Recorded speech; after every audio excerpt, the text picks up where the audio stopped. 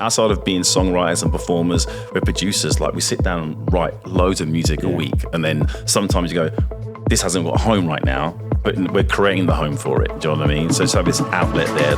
Ever wonder how top DJs actually built their careers? I had to do 15 years of hard work to get any of the recognition that I wanted. Where I saw a turning point in my career is when I became true to myself. From marketing and mindset to networking and negotiation, I'm giving you the tools you need to build a lasting career in dance music. Give them bits of you and your everyday life. You have to change the way you view the word no. Like me, I'm encouraged by it. Join me, Olivia Mancuso, and industry leaders as we reveal what it really takes to turn your passion into profit. This is Elevated Frequencies. Welcome to your weekly elevation, your dose of real strategies for real results in dance music. I'm Olivia, and today I'm so excited to have Night Tales back on the podcast to talk about their latest venture that is pushing the boundaries of what a music event can be. CLR, Color, Love, and Rhythm, is their new event series and label that they are taking around the world. But this is not your typical DJ tour. They're partnering with local bands, dancers, and cultural performers in each city, creating hybrid shows that blend live vocals, DJs, and local talent. Now, each event reflects the community that it's happening in, so each one is different, and they're spotlighting artists from that specific scene. The catalyst for this project came from their friend and collaborator Blondish, who taught them the importance of owning your own IP. And that advice sparked something bigger, the realization that they really needed to build something that they could control completely. CLR forces them out of their comfort zone constantly, but it's also teaching them skills that extend far beyond just performing music. This conversation dives into the challenges of building something this ambitious and how it's transformed their approach to their entire career. So let's dive in. I was trying to think when I interviewed you guys, I think it was it 2023? Was it that long ago? Yeah, it might have been. It was like, either late 2022 or early 23, Yeah, but we saw each other last year when you were in town. That's right. We did. We hung out. We partied a little bit. It's pretty impromptu as well. When we landed, we were just like, yo, what's going on? Yeah, I know. I love when that happens. There's been a lot of development in your brand since then. Yep. Since purchasing the bottles of tequila. Yes, and it was an open format night too, wasn't it, at the club? Yeah, it was like, I told you I couldn't guarantee that it was going to be a good time, but we did have a good time. I think we experienced that last night too. But that's a conversation for an later open format night. As in terms of like, can't guarantee if the club's going to be busy or not. Yeah. That's so. And I saw, who was I talking to when you were in Tulum? I don't remember because it was from your Night Tales account, but you said it was dead. There was a video of Michael Jackson, Michael Jackson performer. That was at the dinner. That was so funny because there was like one other table there. But no one told us that it was going hard. No one told us it was the low season. And to be fair, I have no idea when the seasons are. Completely oblivious to that. Yeah. But it was literally like dead in Tulum, and then the next night in Mexico was like a movie. It was insane because we got like a lot of our secondary market from our analytics and Spotify and all that kind of stuff is Mexico. So they're there with the phones coming out. It was literally like we were like, like Chris Lake or Fish or something like that. It's just like phones out. Yeah, there's such an engaged audience. There was scream and clap. We're like, damn, this is good. That's crazy. They're super engaged and just really friendly and just really great people. Yeah, really great people. That's awesome. It's so crazy how in one weekend you can have like polar opposite experiences. Got to be emotional. I don't think my ego could handle that. It's humbling for sure. It definitely is humbling, but it makes the nights like Mexico like really worth it. And at the same time, like in Tulum and even last night in where were we last night? San Francisco, yeah. It's kind of like you go, okay, then it kind of spurs you on to go, okay, we've got work to do. Yeah, it keeps you honest. Yeah. Yeah. Because not every night is a win. I kind of see it as like sports. Yeah. Some nights you win, sometimes you lose, Yeah. That's a good reminder because I think up and coming artists have this like false notion that, well, once I get an agent, I'm signed with or I do this, everything's going to be smooth sailing. For sure. Even big artists, even like, we were talking last night and there's another big artist that played at the same club and had the same thing happen to them. And they're, probably a little bit more profile than us. Yeah. And so it can happen. But like I say, it's like you celebrate the wins and you learn from the losses. So yeah. Yeah. Yeah, it's a good lesson in any endeavor. Yeah. So one of the things that I'm most excited to talk about, and you literally posted about it like a couple days, or I saw it a couple days before you came in town, is CLR. Yeah. And we were kind of chatting before the cameras were rolling. I'm just so curious.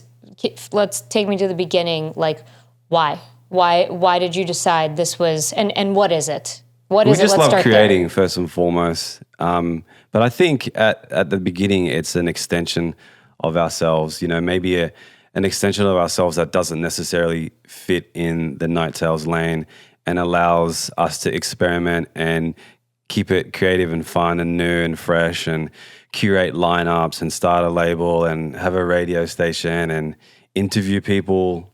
That's fun. That keeps music as a whole, holistically, it keeps it interesting. And it stands for? Color, love, rhythm. Color, love, rhythm. So you just said a lot of things there. So basically what I'm assuming this is it is a way for you to branch out into other business ventures, right? Yeah. But like at the core, it's still your artistry. Yeah, it's still a creative project. I personally was always really inspired by labels like Modular and Future Classic that didn't just limit themselves to being a label. They ended up curating light shows for the Opera House, like the Vivid Festival, and just things beyond the scope of even music sometimes. I think, those worlds can coexist, so why not? And as we were talking before, I mean, a lot of it was, we had the pleasure to work with Blondish a lot last year. Honestly, we had a single out with her and just learning from her, from like kind of her business acumen. And she was, she has abracadabra, and she was saying to us, it's try to own your own IP whenever you get to that stage. And I think that sparked off, some stuff for me and Cam to go, okay, then Night Tales sits in this bubble and we love it, but it's also, there's a box around the creativity. So how can we kind of expand that but still be true to Night Tales and explore different parts of our personality? And that's how kind of CLR was born. And also to that as well, we switched agencies last year. So we were with CAA, and they've been great for us having our footprint in the States. But we left those guys and went with UTA. And UTA was saying, look, like, I want to go back out to the festival buyers and the promoters and all the people that we're speaking to with what's Night Tales doing next? What's their next new thing? So they can kind of really sell it. And I think that really kind of like sparked the ignition to create CLR. And these conversations were only had in January of this year. And then we've had our very first festival with Breakaway, launched in Atlanta. I think that was it May or June time? Yeah. And with that show, we had like a full 10-piece marching band. We had the horns players from Outkast and Earth, Wind and Fire. No way. We had this like steel drummers, these stilt walker dancers. It was almost like if I try and explain CLR as in the show itself in a nutshell, it's like festival meets the football halftime show, and it's like that in the space of 45 minutes to an hour, and it's just colorful. And it's very contextual as well to the land that we're on at the time. We're quite mutable in nature, and I think Night Tales as a Genesis project, we were pretty like all over the shop initially while we were working out what it was. So we just love music so much, and a big part of Night Tales is electronic music. And conversely, I think CLR has highlighted or identified even further what Night Tales is to us, and it has created a stronger identity for it. So that's been interesting. It showed you parts of yourself that you didn't even know were there, because you had to really flex all these different muscles to put together an experience like that. Well, just being like the conductors of everything, making sure that this part's moving and everything else, and it's something that inherently we didn't have, but it became kind of natural to us. It's just another part of curation, do you know what I mean? You're producing the actual show. As Cam said, it's also contextual to where we're playing. So, for example, Atlanta, is very known for its soul, hip hop, and all that kind of stuff. So a lot of the show was bended around that. But our next show is at Philadelphia. No, it's not Philadelphia. It's Salt Lake City, Utah. And we've basically got this I want to make sure I say this right. I think it's native Navajo tribe. indigenous tribe to the land. Exactly. Yeah. So they're coming on, they're going to do like a prayer and all that kind of stuff. And they got these dances and everything else. And the set will be refined a little bit like that too. Wow. So it's not so much like in your face. It's a bit more emotional, a bit more tribal. Just again, creating a point of difference. So that's cool. So I didn't realize that. So it's malleable based on where you're at. Yeah. So you're creating a whole new experience. Like I'm sure there's parameters around what For it now, is. it's geographically, it's influenced geographically. That's really cool. And then- That's harder to pull off. And also what we try and do is, it's every city that we play in is that we engage local talent. So everyone that we use for the Atlanta show was from Atlanta or, surrounding kind of areas. And the same with Utah. It's like Salt Lake City, indigenous, people coming to help us create the show. That's incredible because you're checking off so many boxes. One, you're expanding your business. Two, you are extending yourself to new artists who might not get a chance otherwise, but they fit into this narrative and this story that you're building. Yeah. So it's like a way to give back to the scene while also growing your business. Absolutely. Which I love that both of those things can be true. Community is super important. Like whether it's in the sense of people listening to the music online or whether it's in the sense of, the indigenous people helping us curate the show. There's all different styles. Yeah, that's really cool. I can't imagine how it felt to see the first one. Yeah. Hey, there was some hairy moments too. Though. Yeah, I mean, again, there always is an event production. Again, like learning. There's a funny one because usually what we do is, we've only actually done the CLR show once, but it was like you make sure that you have preparation in terms of rehearsing the show. But there was these still drummers that weren't able to make it to the actual rehearsal. And no joke, it was about an hour before they turned up to the show. And it was literally this old dude. Bless him, he killed it. But he was We got a video of this, by the way. You can clip it. Yeah. Okay, He was literally about 100 years old, bless him. And it was like, and there's this video. He was at least 102. And it was so crazy. And there's this video, and we'll share it at some point. But we're literally one of the songs that we got this song, another song with Blondish in the works called Around, which has like steel drums. But we also played Nine Tones Finder, dun, dun, dun, dun, dun, dun. And we're there because he didn't get the notes of the actual set list, and we're going dun dun dun dun. He's going okay like that, and like I don't want to put him on blast. But he crossed it. He crossed it. Even though he was like 9 hours late. That's so funny. He fucking learned that within like 30 seconds. It was a testament to how much of a professional he was at the end of the day. Like he learned it really quickly. And if that's like the worst thing that goes wrong during an event, you know what I mean? Like, But to be fair, and props out to Zach Rubin, who is like, the CEO of Breakaway.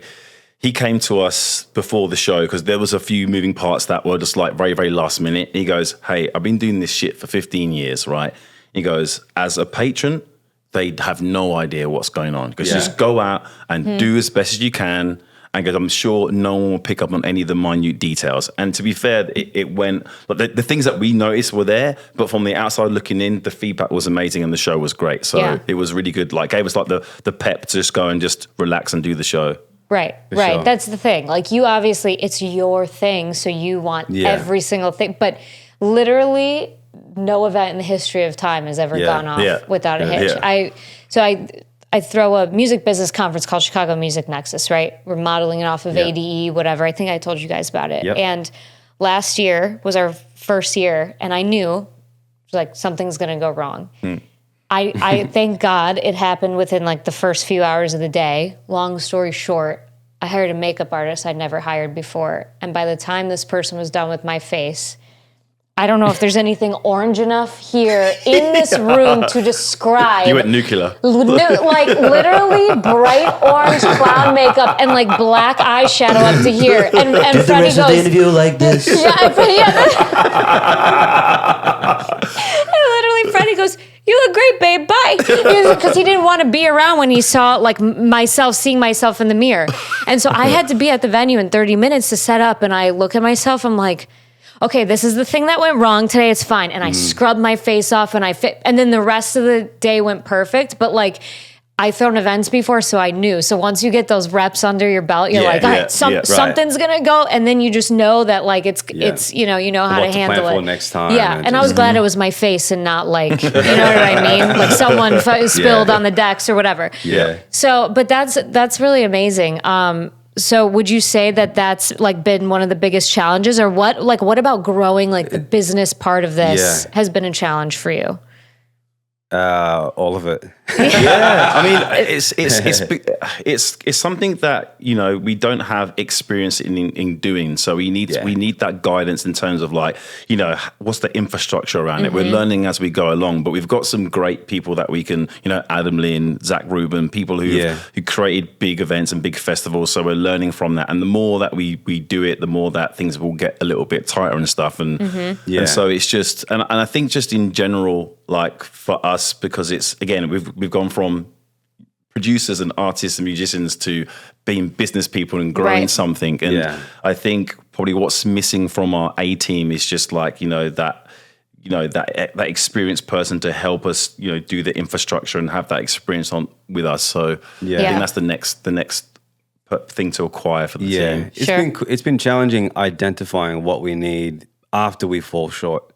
You know what I'm saying? It's only after the fact where you lost X amount of dollars that you're like, okay, we do need an assistant or a showrunner or whatever it is that we need, Because you don't know what you don't know. Exactly. Until you experience it. But you know what? Like trial by fire is the best way to learn, because you could like study and have all the you know what I mean? But like that's like I like learning by like doing and making mistakes is part of the process. That's right. To be fair, because we had an assistant from our management team that was meant to be coming to help us run the show. And unfortunately, she couldn't make it. So very, very last minute, we had this girl called Genevieve come in, and she does, is it disco lines? Not disco lines. She does.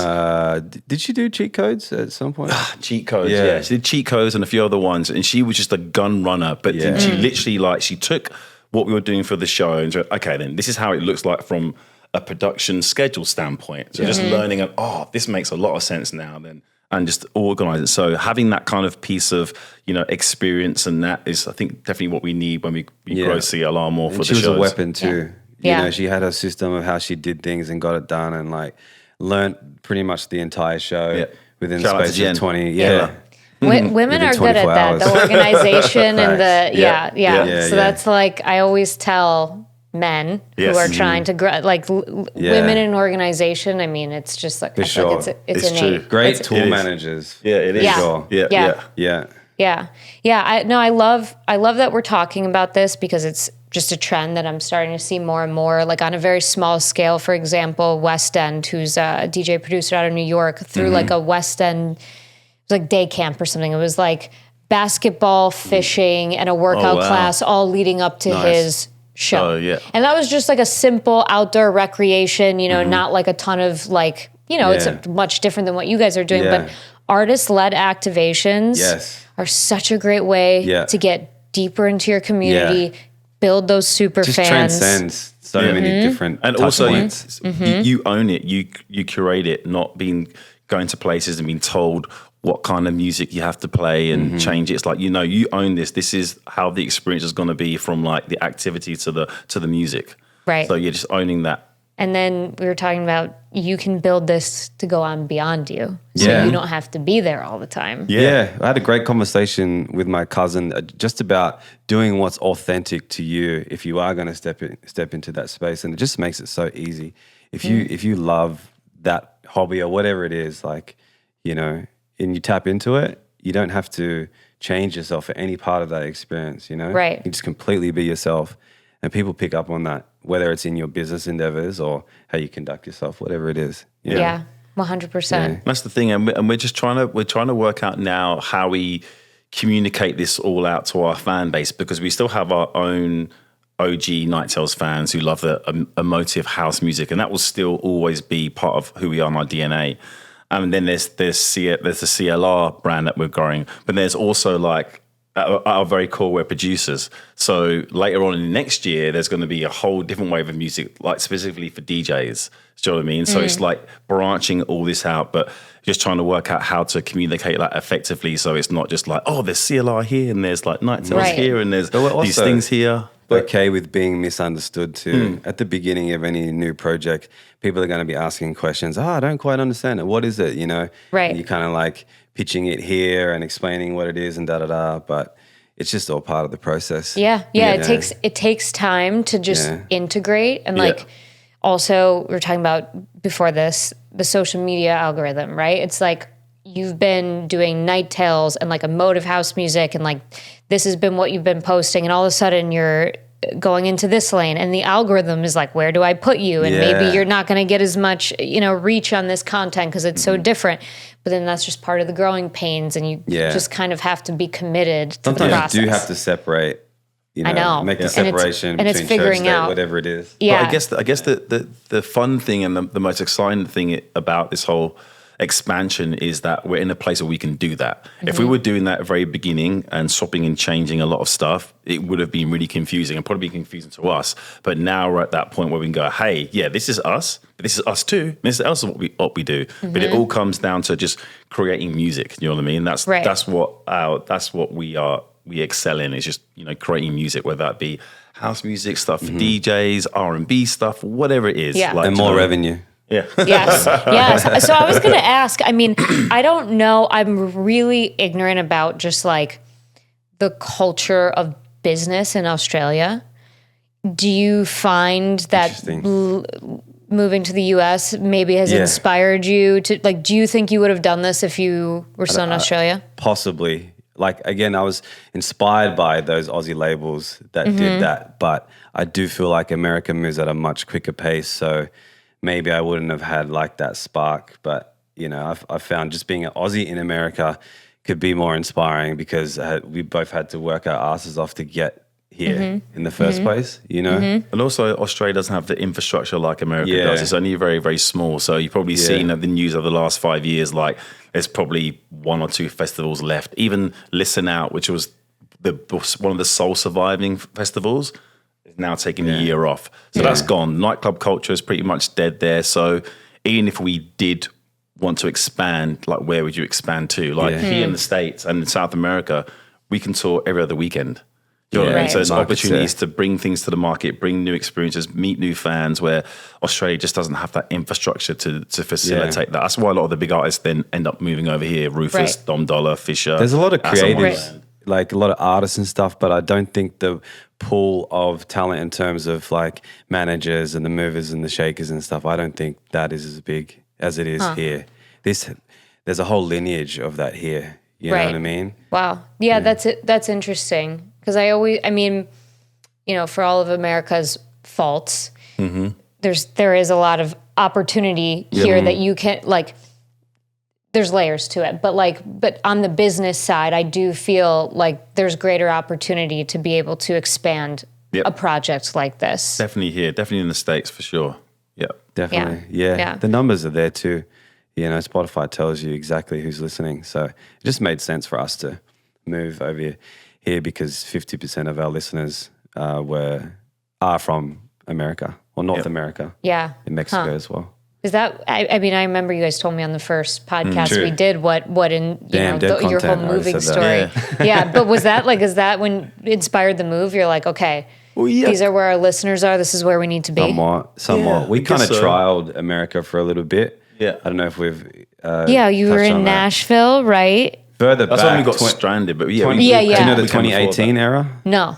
2018, we just popped over here for 5 days and had 2 sessions. And then I went to New York and you went to Miami, I think, just kind of for vacation. Uh-huh. And then 2019, we came with the intention of coming to America and staying for a month and writing almost every day. We wrote Monday to Friday and had weekends off pretty much. Yeah. For a full month.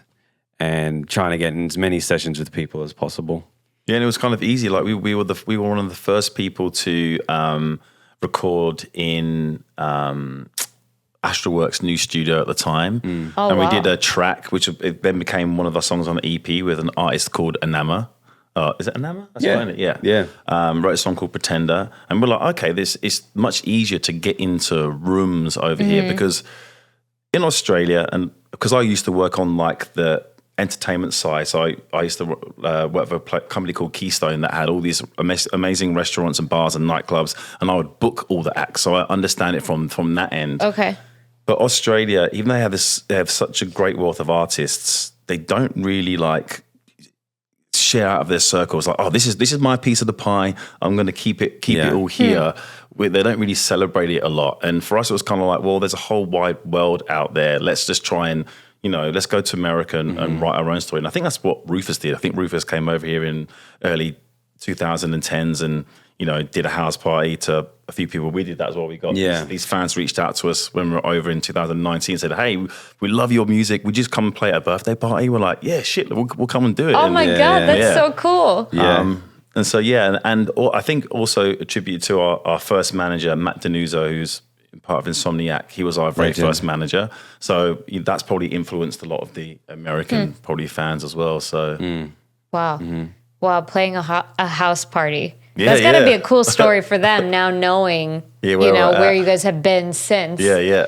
That's really cool. That was my first quintessential like American party. Where How was it? What do you remember? What was different about it? I remember like a spliff the size of like a banana. That was Harry passed though. around. Oh yeah. Harry Nathan, bad boy. I didn't do that. And then there was like this big like ice luge, but it was like it was straight to someone's so this was like an ice statue. Ice, like this wasn't like a kegger. This was like a legit party. Like this was Where was it? What it was state? for one of those. This is a song for all the fellas. It was like I was living that like it was in Beverly Hills. Dream. Okay. I'm pretty sure it's in Beverly Hills somewhere. Yeah.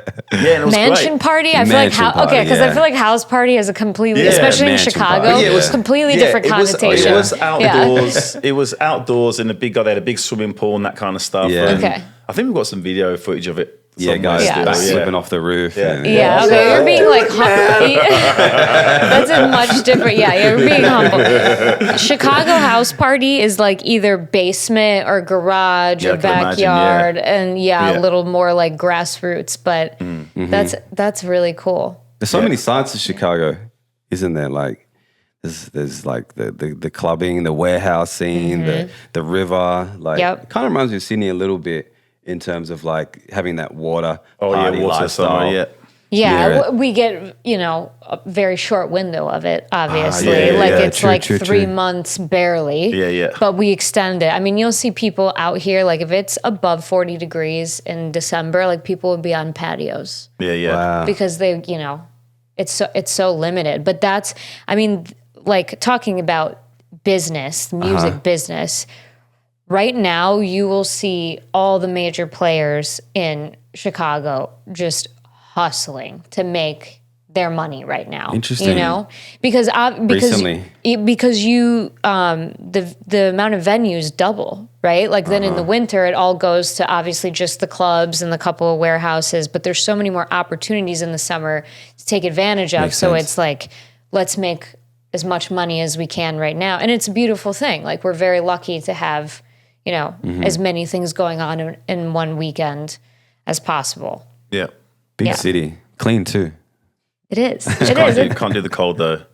I know. That one time I think it was like we did the album tour here, and I can't remember where we played, but we got dropped off somewhere. Couldn't find the Airbnb. We had our suitcases, and then next minute got out of the car, and the wind went, and we're like, you never felt that before. Happened? Yeah. Was that when you played Spy Bar? Yeah, I stupidly got out of the Uber to walk with like 3 suitcases, and I'm trudging like the wind and just like biting my face off.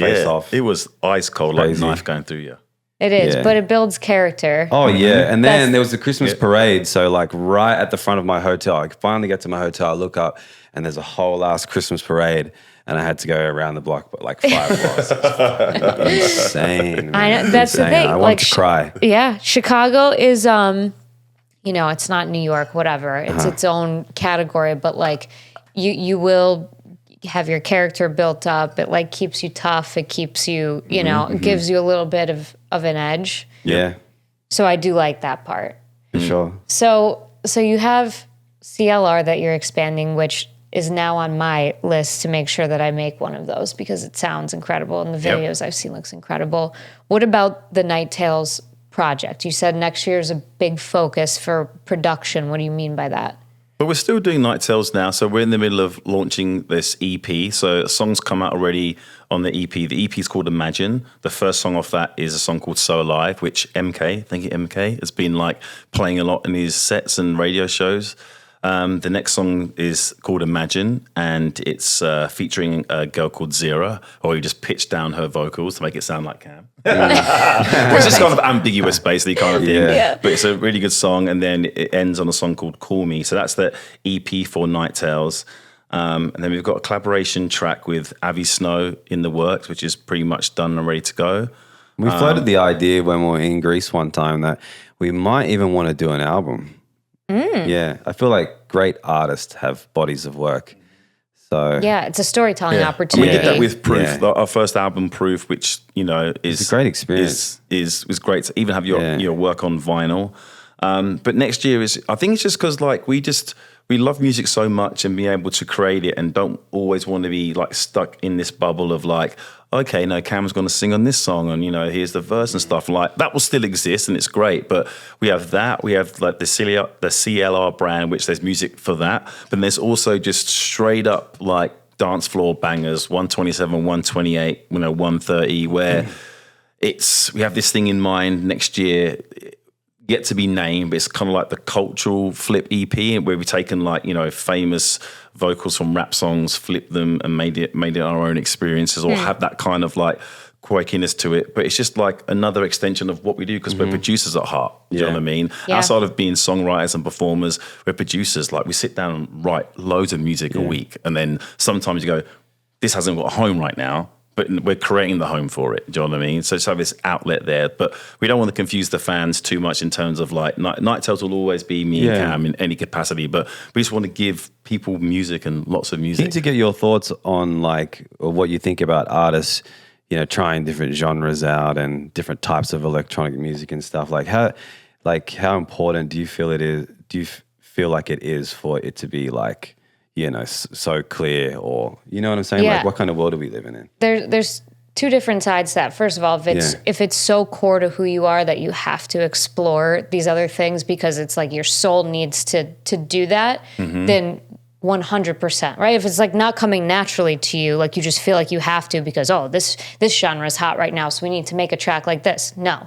But if it's core to who you are, which is clear that it is, then yes, you have to do it and everything works itself out. On the other side of that, right, like you do have the algorithm. Yeah. But a social media strategy is not a streaming strategy. And there's other ways to reach your core audience that's not just through social media and through an algorithm. Yeah. And that's why I think like it's so amazing that you're building this community. Like even if CLR isn't the vehicle for you to try those other genres, like you're finding different touch points with your audience. And is that an email list? What are other ways you stay engaged with them so that they trust you and follow you through these other things? Like as a super fan of music, obviously I am, this is why I do this, I love when the artists that I love do something different. It's like, you know what I mean? Yeah. So it's like that, those are the people you focus on, those super fans who are like, I love what Night Tales does. Yeah. What else are they doing? And even if they don't love it, you're still like,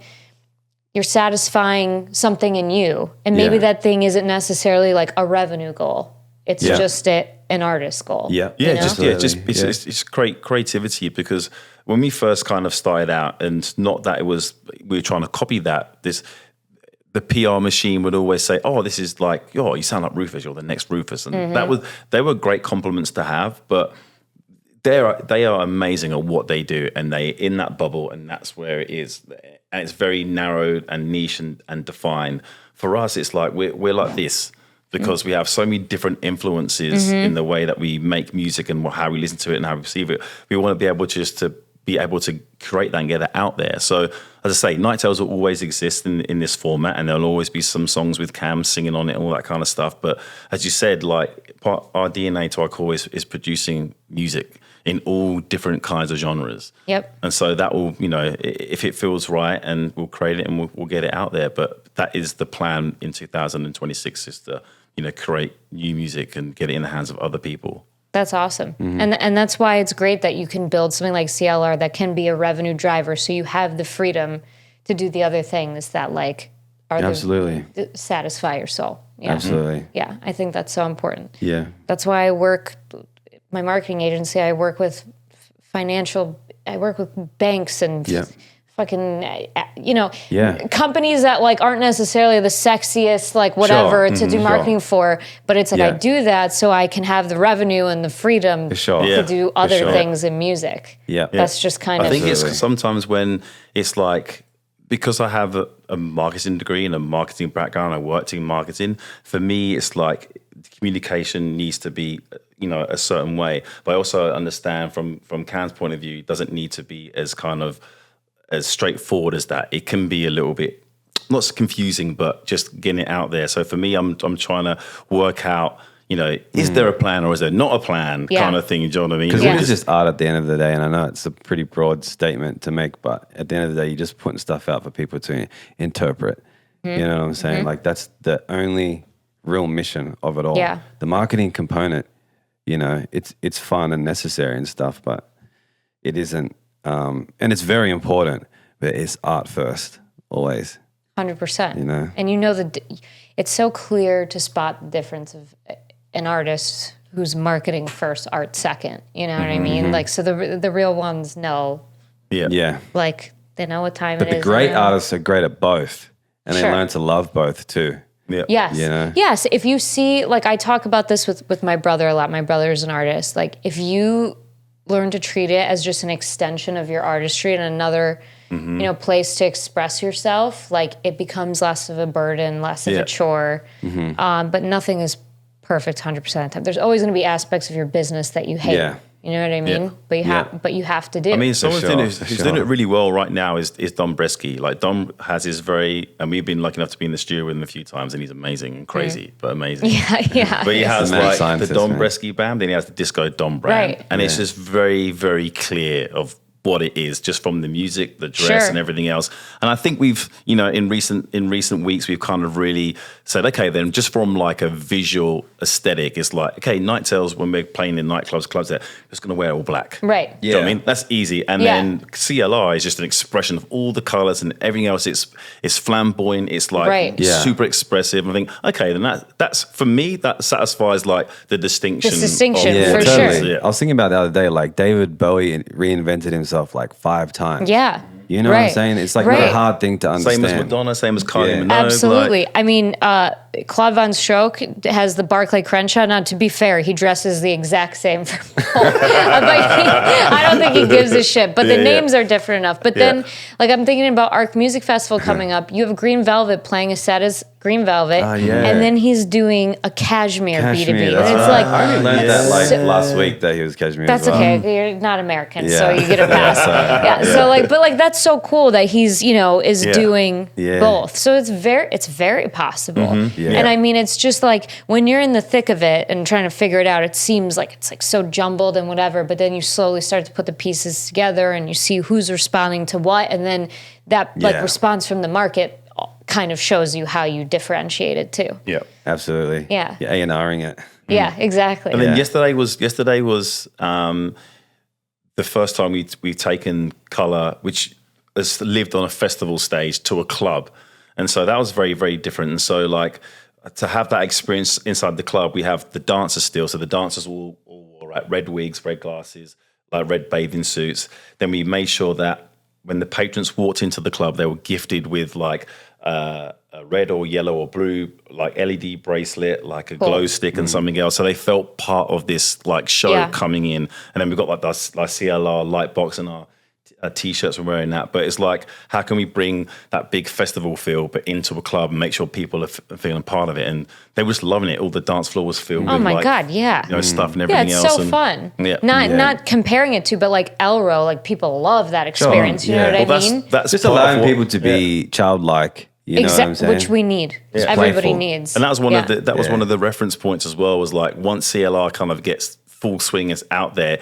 it would be like an Elro. We called it inside with our own aesthetic. We called it the Black Elro. Like I love that. I love that. in our secret chambers of ideas. Well, nobody will hear that. You didn't just say it on a podcast. No, but I mean, like us, like the business conference that I'm developing, I'm like, we want to be ADE in America. You know what I mean? Oh, you have to reinvent the wheel. Yeah. You put your flair and your artistry into something, and it becomes its own thing. Yeah, but it's like, just something that inspired 100%. You to do exactly. that. And that's it. And we're taking that inspiration and making it our own. Yeah. Sure. The fact that exists is indication that there's a desire for it in the marketplace. So that's always a good thing. Like that's how I always see it. It's like, well, if something else exists and is doing well, that means I could do this my own way. With your own perspective. Exactly.